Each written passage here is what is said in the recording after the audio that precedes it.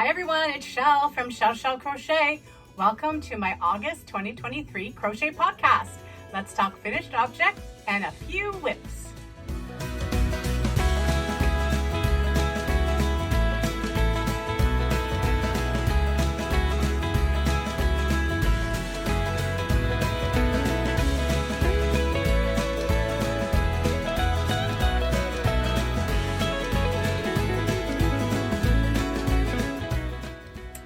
It's Chelle. How are you today? I hope you're all doing well. So today is Wednesday, August the 30th, and it's pretty late in the evening. The only way I was going to get this done this month was if I try to cram it in at the end of my work day. And we're in the yarn room, which is also my office, and I told you guys a while ago, hopefully we would get another chance to have a little glimpse of some of the room at least. And so I'm taking advantage of that today. You might hear some background noise. I have the window open. It's nice and cool today, which makes me really happy. And I can hear the odd plane going by, so you might hear that as well. So let's talk about finished objects. I'm going to go in order of how I believe I made them. I'm still using my handmade by me yarn bowl to hold a bunch of makes. I did manage to get a bunch of velvet scrunchies done at the beginning of the month. I pulled out the velvet and made a couple in each of the colors I have. The beige that you just saw and the black are Beret velvet. And then I have this teal, which is Premier Parfait. Of the two, I far prefer the Beret velvet. The Parfait that I have, and it's quite old, so I don't know if this would have changed, but it just pulls right off the string that it's attached to. One down. So a friend of mine asked for some of those, and those are made. And I have a bunch of little odds and ends here from me using up cotton throughout the summer. I think most of them I've shown you, but I did make a bunch of dishcloths, a few anyway. I'm pretty sure this is the first one I made with just some scraps. Beret Handicrafter scraps in royal blue, and this variegated. The variegated I got from Cambridge Fibers, so I'm not even sure if that's a Beret or it could just be one of those cotton poly blends. And then I stumbled onto this pattern by Hooked by Robin, which will be linked below, for a corner to corner in the round. Somebody had left me a comment last time about working on a baby blanket C2C in the round, and I was like, C2C in the round? How have I not heard of this before? I think there's a couple of different names for it out there.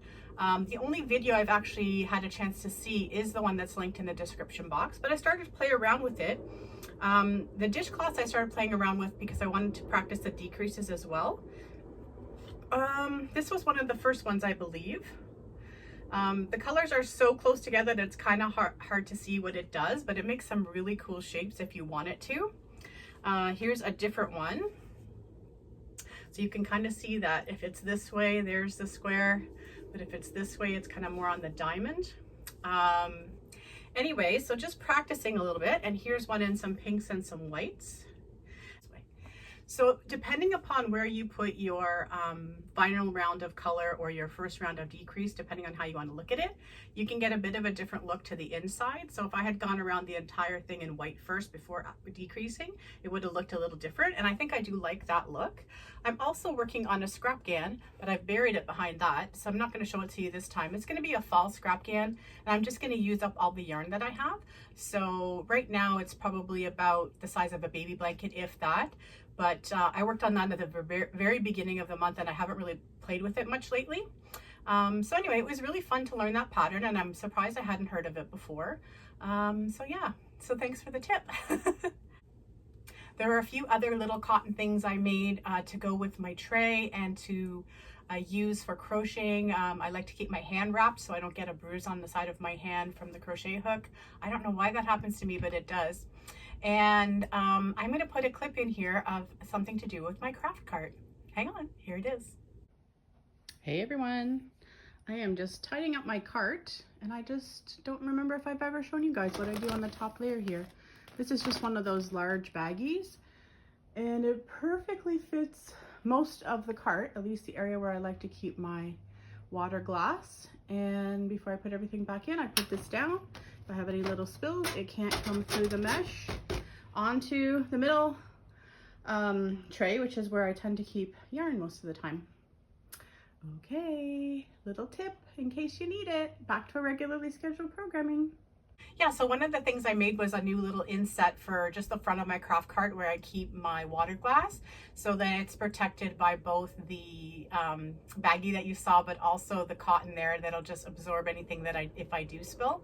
And I've been really successful at not spilling on the yarn in my craft cart, although I did have a spill the other day that went sort of more on the carpet and on me and on the couch. So it's not a perfect science by any stretch of the imagination, but it does help quite a bit. So I'll pop up a picture here of a couple of shots of my mile a minute project area. It's a project bag that's holding the strips that still need to get their black, and then the ones that are done are in a basket along with the black yarn. And I wanted to mention something about the basket. So for a long time, I've had some of the big, beautiful baskets that I made with Jade and Stitches years and years and years ago. And they were kind of too loosey-goosey for my liking. So I got hubby, and that was my fault because I was using too big of a hook and I was going rogue and doing like double crochets and stuff, which you kind of need to stick to single crochet to have them nice and tight. But I got my hubby to purchase me a couple of plastic baskets from Dollar Store. And the sizing isn't exact, but it doesn't have to be. And I didn't go see them myself, so I wouldn't have known, right? But there's a way to just go through the basket loops, like the little breaks in the basket itself, and just tie this in with yarn. So that's what I've done, and I've kind of wrapped the handle to make it a little bit more easy on the hands than just the plastic is. And now I have these great extra project bags, if you will, for bigger projects.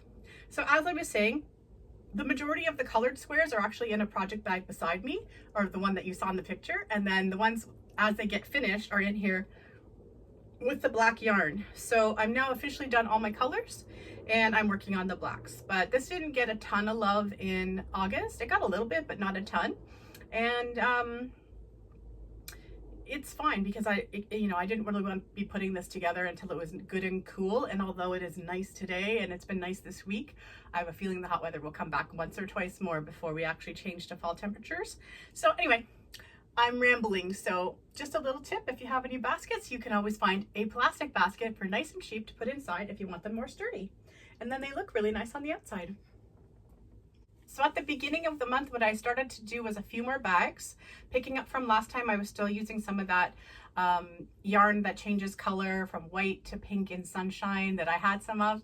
And so I picked another scrap I had of regular cotton. And this one is more of a rainbow colors. It's got the purple and green and yellow and pink in it. So then I used just that, it looks white, but it's the white that goes to pink in the middle, and I brought it back here. So I held purple throughout with those two different yarns, and we have another market bag.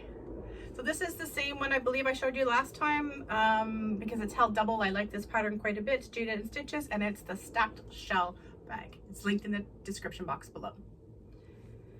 I still have one full skein of that yarn. I only managed to use one up between these two bags, so maybe some more will happen next year, but I think I'm kind of over the cotton bags like that for right now. Some that I am interested in making more of are these kind. 1 and 2. And let me get you some yarn to see. So I don't know if you guys remember, but a couple of podcasts ago I was saying that I had in mind to make some specific things with this yarn I was gifted. This mystery yarn that says Carandishi on it. Big question mark there, as we already discussed a couple of podcasts ago. But there were such beautiful colors, and it's very stretchy. It's not the smoothest, and so it's definitely not 100% cotton. But anyway, I all of a sudden realized, what about the type of market bag that is more for produce or things like that, that'll give like some good stretch, and it doesn't matter if it's meshy. It doesn't need to be tight. It's not meant to be potentially used as a purse. So I made a couple of these, and I decided for fun, because I felt like it, to put buttons on the outside with a little loop closure like that goes from one side to the other, and then I just put these types of handles on. But the body of the bag, I'm getting ahead of myself, I'm so excited. Okay. So the bottom of the bag, I learned how to make bags from Jade and Stitches years and years ago. And I've done so many bags and baskets that now I just do what I want to do. So basically you chain and then you make an oval increase until you're done. And for that, I was using a nice tight single crochet. And then I like my seam, if any, to be on the side. So I always move over to the side. And in this case, I was doing double crochets in between the stitches. So easy, not even having to look for the tops of the stitches.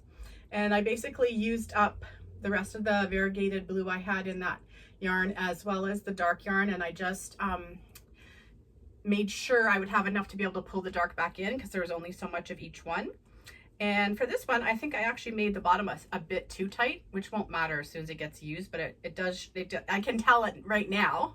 And then for the second time I tried, I left it a little looser so it's not folding in on itself at all. And then I used up some of the coral and the beautiful sagey green color. So yeah, those were fun, and those were way back at the beginning of the month. I barely remember working on them. I'm actually gonna have to go and see if I did a little clip. I probably did, it was so long ago, and if so, you'll see it now. Hello everyone, today is August the 4th. It's bright and early. My coffee just finished brewing, and I have a finished object.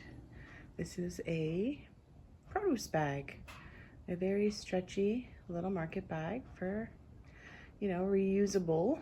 And I just winged this. I had a meeting the other day and I wanted to be crocheting while I was on the call. Good for my mental health. So I just started crocheting a base of this, and then I decided to just use some double crochets in between the stitches. So what I did was I started with a nice small hook that was reflective of this cotton yarn I was using. And then I jumped from like a 5.5 all the way to a 7. I might have even started with a 5.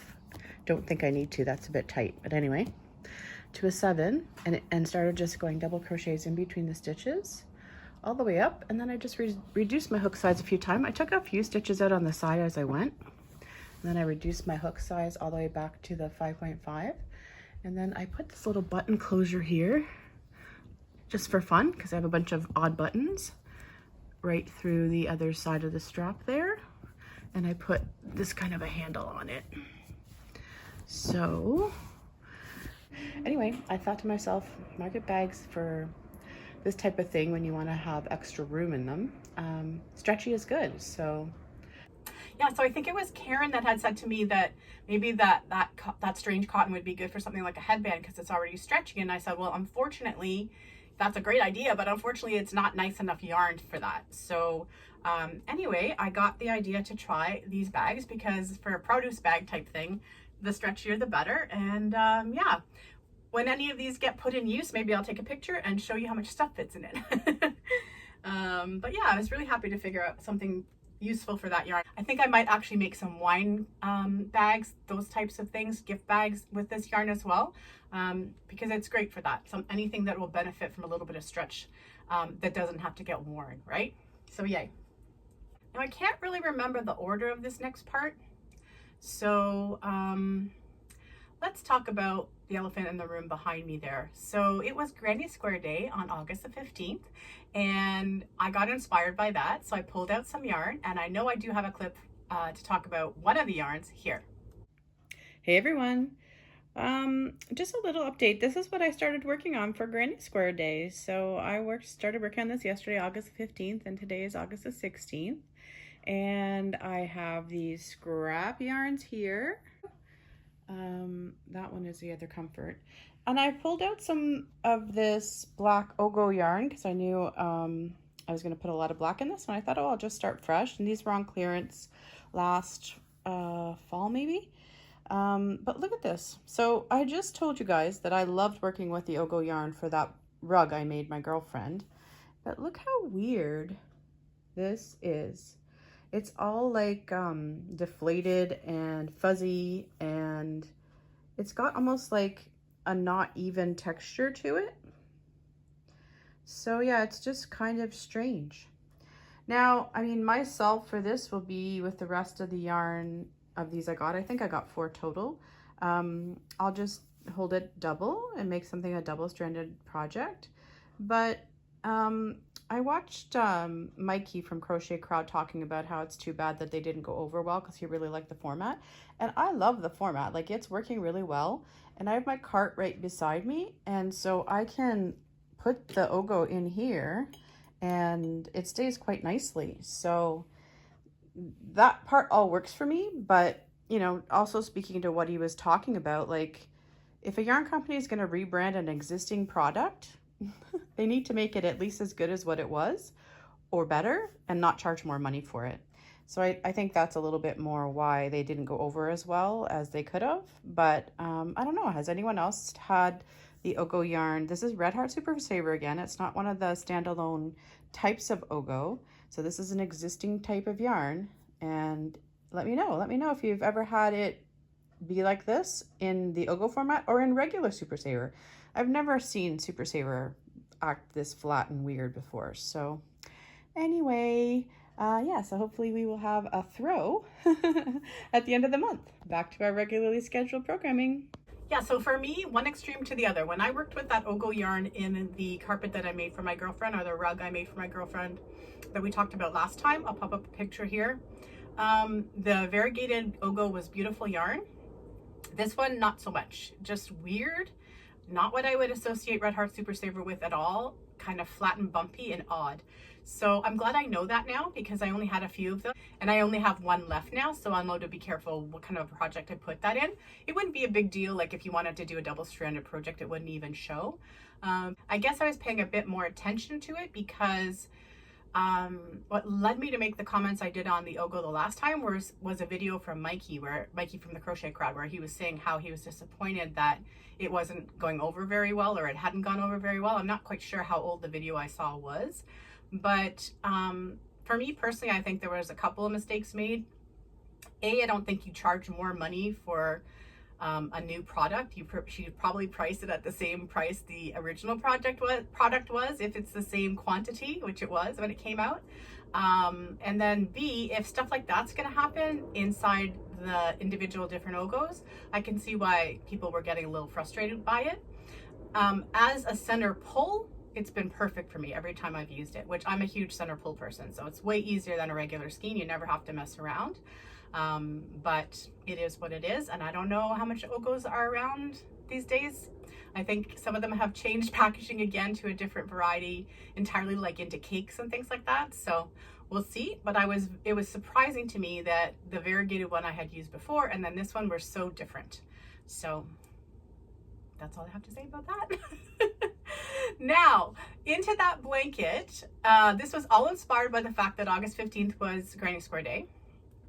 And I made one granny square. I really liked it. So then I made 5. And so then I thought to myself, how many do I actually want to make where I'm changing color like this pretty much every round? And I decided I'd make 5. And then I decided to make a few of each of the other colors in a similar pattern. So the black was still coming and going within the granny squares, but not exactly changing color every row like the original ones. And I was using up specific colors. It was 3 that I believe are old Red Heart Comforts. 2 of them I know for sure are, because they're so old, like feeling in terms of plasticky feeling and rough, and they just, yarn isn't like, or the yarn I've been buying has not been like that for a number of years. I'm pretty sure one of them came from a grab bag, but another one was probably just old stock that we found at Walmart at one point.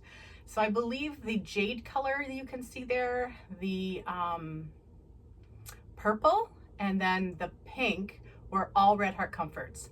One of them was softer and nicer than the other 2. The blue was Beret Premium that I had started in another project.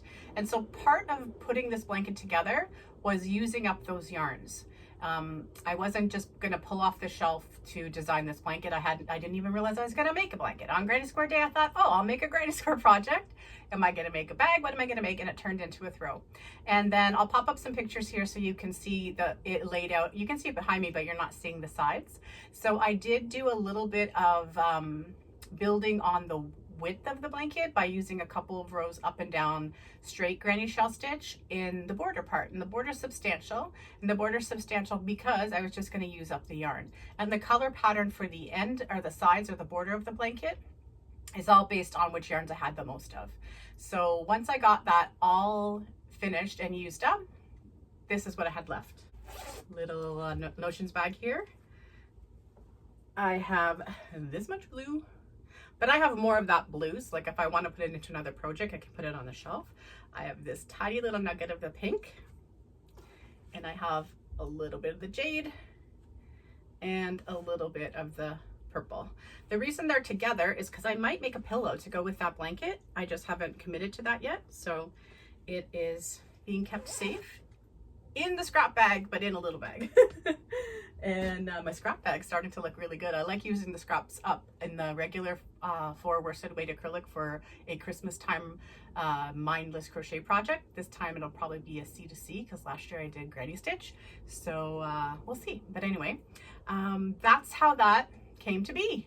And hopefully you've seen all the clips I have of the construction of that. I know I laid it out on the floor, and I'm pretty sure I got at least a picture of it when it was completed, because when I laid it out on the floor, I was still working on the border.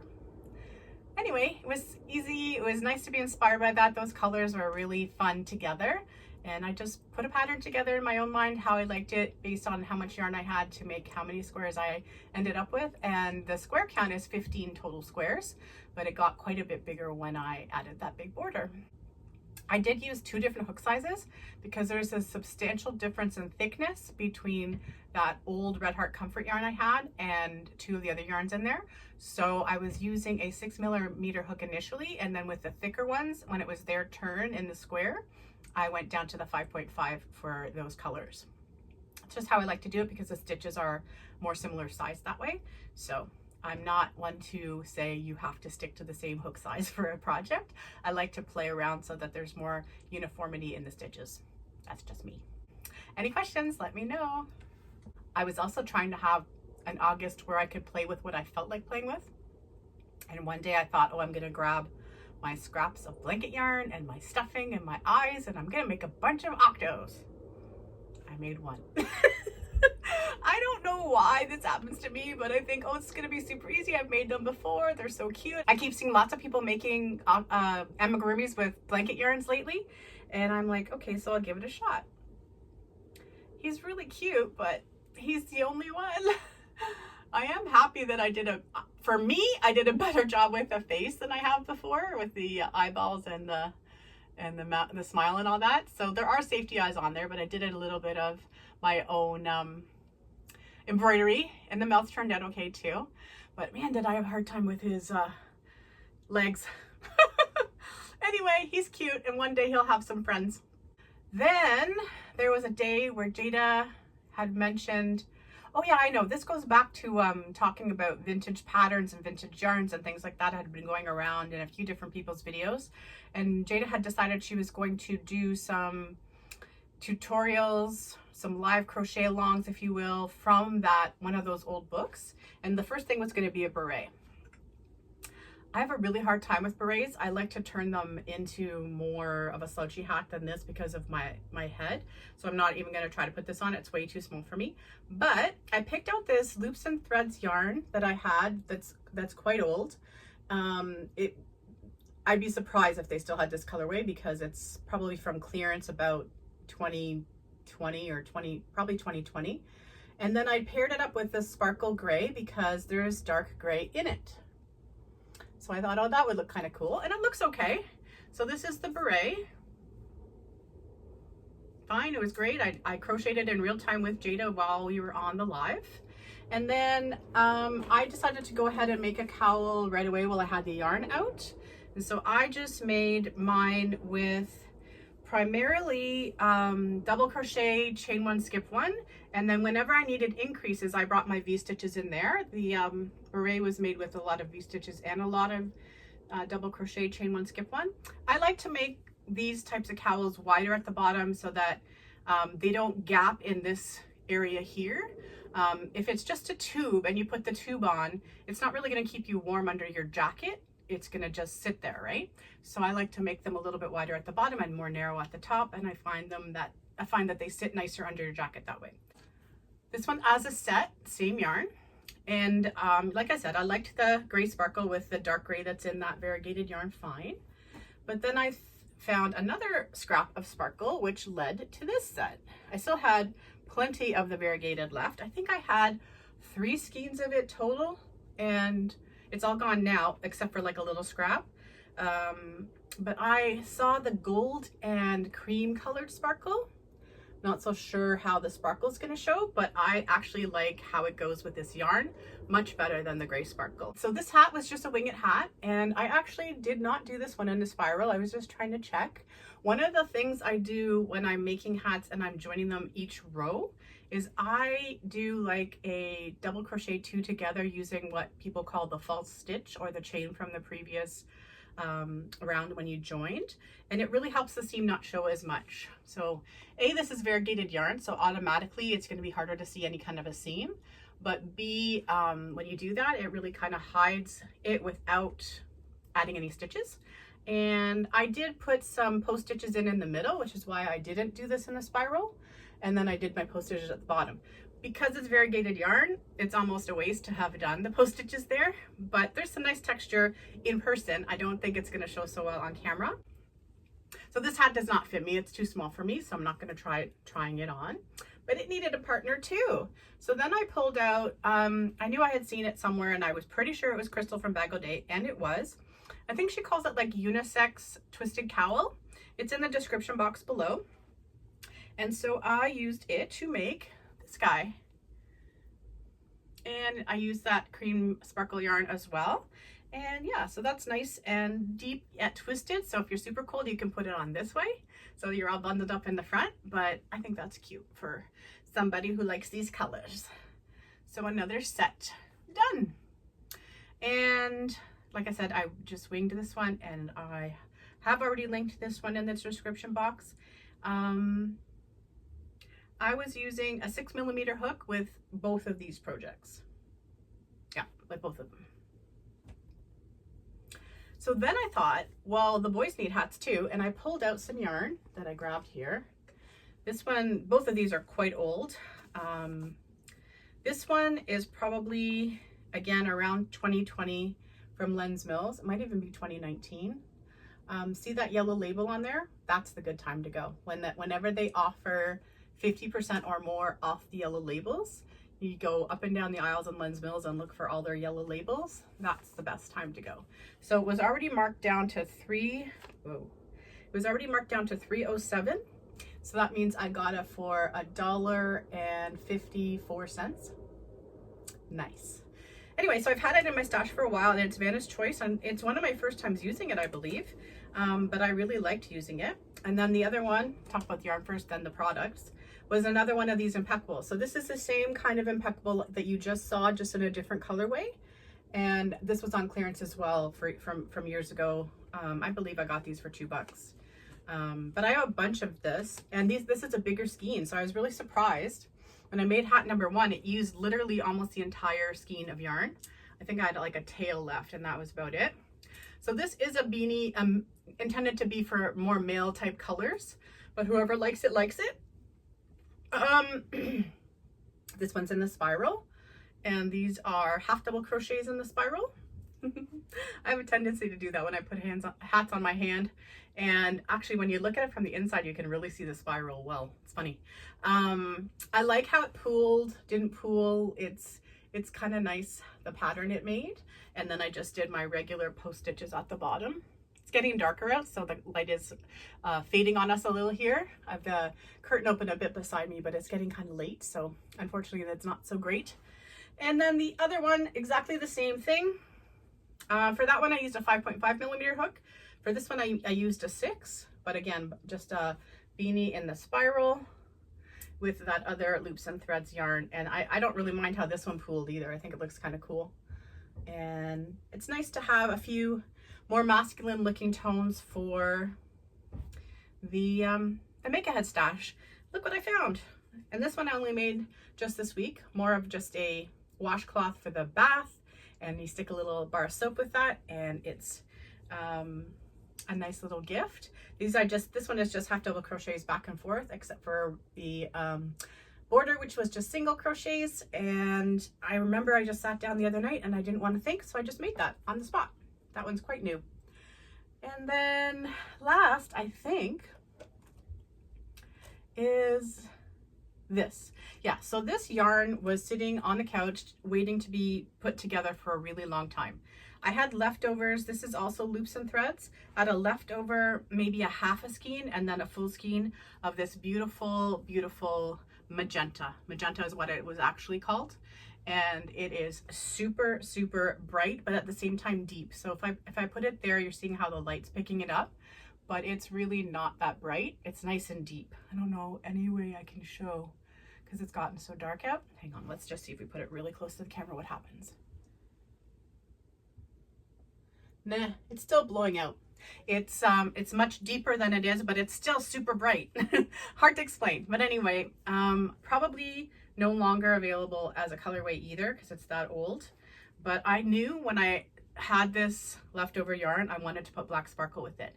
So I intentionally used the black sparkle with the black sparkle streamer in it, not the silver sparkle streamer.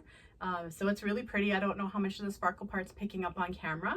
And this is Red Heart. When they came up with that new sparkle yarn, I think last year, I grabbed a few of those in black, or hubby grabbed them for me, I think. But I just did a 2-stitch triangle shawl and 2 double crochets with 1 chain in between each set, and just building it the same way, except for the center where I only did 1 double crochet, chain 1, 1 double crochet, just to keep it from getting too pointy. And I think it really does work. I believe I learned that trick from Carrie Penny, if I'm not mistaken. But yeah, so just more of a triangle scarf for underneath the coat. And then you can just whip it up over your shoulders if you're chilly.